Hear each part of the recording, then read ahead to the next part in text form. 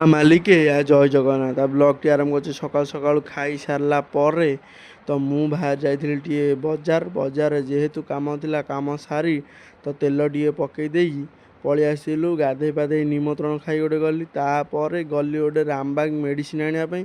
ତ ସେଠି ଦେଖିଲା ବେଳକୁ ଦୋକାନ ଆମର ବନ୍ଦ ଥିଲା। ତ ଭାଇଙ୍କୁ ଫୋନ୍ କରିସାରି ଭାଇ ଆମର ଆସିଲେ ଅଧଘଣ୍ଟେ ପରେ।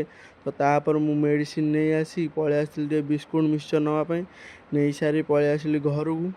ଘରେ ଆସି ଯେହେତୁ ଆଜି ସଂକ୍ରାନ୍ତି ଥିଲା ତ ସେଠି ଟିକେ ଯାଇ ପରିବାପତ୍ର କଟାକଟି କରିଦେଇଥିଲୁ। ତ ଆମର ଏଠି ପ୍ରତି ସଂକ୍ରାନ୍ତିରେ ଖାଇବା ପିଇବା ହୁଏ। ତ ତାପରେ ଯାଇକି ଟିକେ ବ୍ୟାଡ଼ମିଣ୍ଟନ ଖେଳି ସାରିଲା ପରେ ତ ତାପରେ ଆମେ ଏଠି ଆସିକି ଦେଖିଲା ବେଳକୁ ରେଡ଼ି ହେଇଥିଲା ଭାତ ସହିତ ଡାଲମା। ତ ସମସ୍ତ ଲୋକ ଯେହେତୁ ଥିଲେ ତାଙ୍କୁ ସବୁ ଟିକେ ଖାଇବା ପିଇବା ଦେଇଦେଇ ଆମେ ବସି ଯାଇଥିଲୁ ଲାଷ୍ଟରେ। ତ ଲାଷ୍ଟରେ ମାନେ ତ ବାଗେଇକି ଖାଇବୁ, ତ ଭାତ ସହିତ ଡାଲମା ବାଗେଇକି ଖାଇ ଦେଇଥିଲି। ତ ବ୍ଲଗ୍‌ଟା କିଛି ଦିନ ହେଲା ଆସିପାରୁନଥିଲା। ଏବେ